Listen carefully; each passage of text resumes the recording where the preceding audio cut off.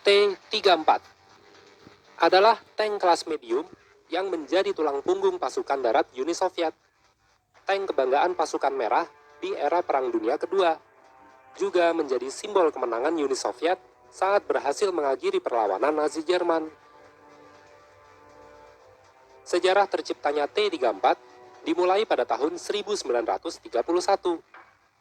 di mana kala itu perancang tank Soviet yang bernama Mikhail Koskine merancang sebuah tank yang terinspirasi dengan tank prototipe Amerika Serikat, yaitu Christie M1931.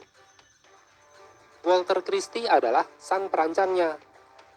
Tank ini adalah tank kelas ringan yang bentuknya dapat dikatakan seperti mobil balap. Uniknya, tank ini sebenarnya adalah hasil modifikasi dari traktor sawah. Alasan Koskine merancang tank terbaru ini karena pasukan merah membutuhkan tank untuk mengganti tank kelas ringan seperti T-26 dan BT-7 yang saat itu menjadi andalan pasukan Soviet di medan pertempuran. Kedua tank ini memang memiliki kecepatan yang baik, namun memiliki manuver yang buruk, kubah meriam yang bergerak lamban, serta perisai baja yang mudah ditembus. Bahkan hanya dengan kaliber 20 mm sekalipun, tank ini dapat dengan mudah dihancurkan.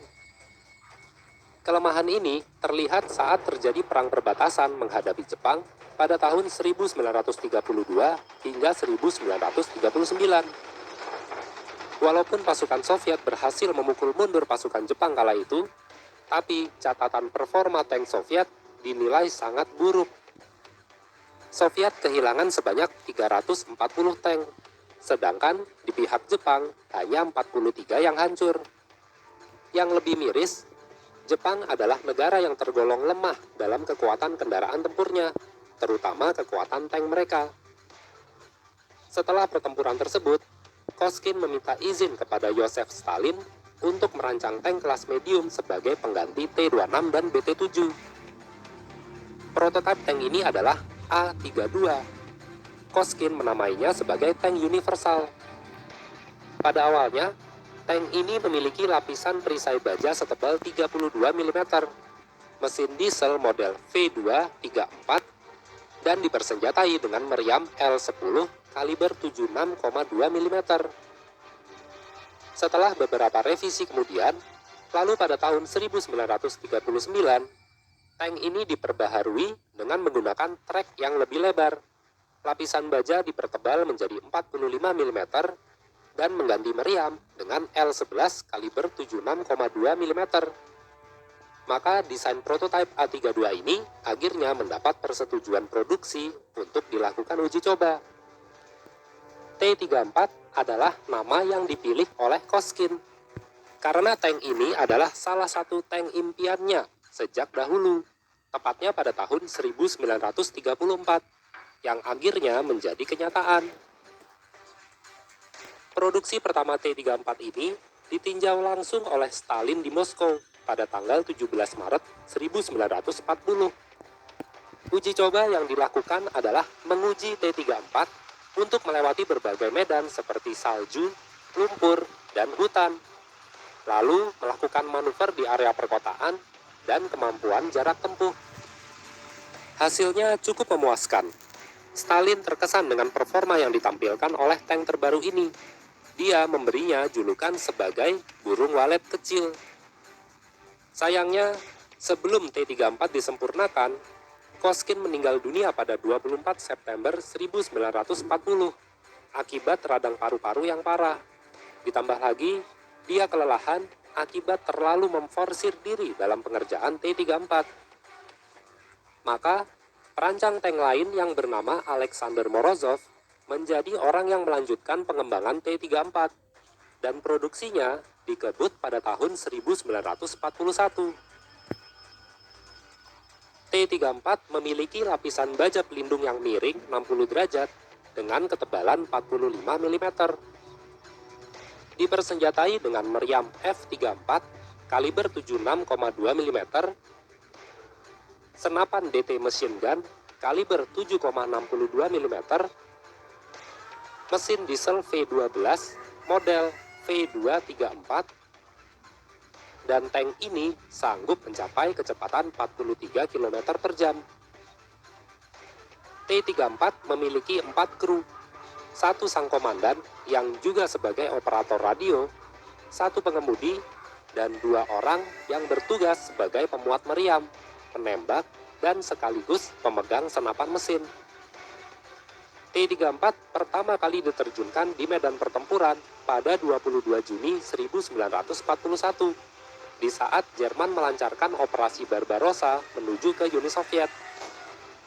Kala itu, Soviet sudah memproduksi sebanyak 967 tank T-34 dan dibantu oleh 508 tank KV-1 untuk menghadapi serangan panser Jerman. Kehadiran T-34 sangat mengejutkan pihak Jerman, karena meriam-meriam tank Jerman yang saat itu hanya memiliki kaliber 37 dan 50 mm tidak sanggup menembus lapisan baja tank T-34. Selain itu, tank-tank panser Jerman yang didominasi oleh panser tipe ketiga dan keempat mengalami kekalahan telak saat berhadapan dengan T-34.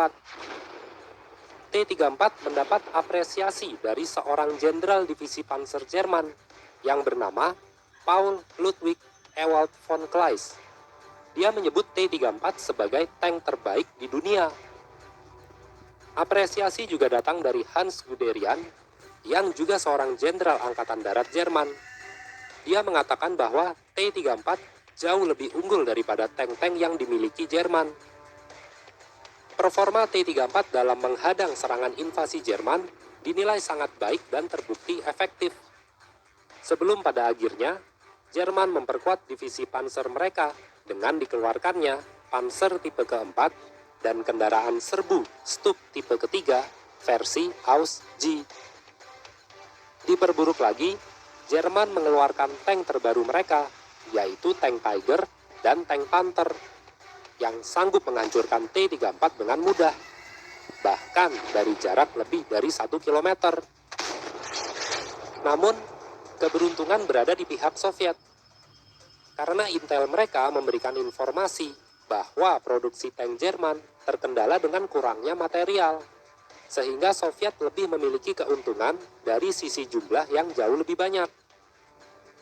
Hal ini terbukti pada saat pertempuran Kursk pada 5 Juli 1943, di mana kala itu pasukan Soviet berhasil memukul mundur operasi militer yang dilancarkan oleh Nazi Jerman dengan keunggulan jumlah sebanyak 4-1.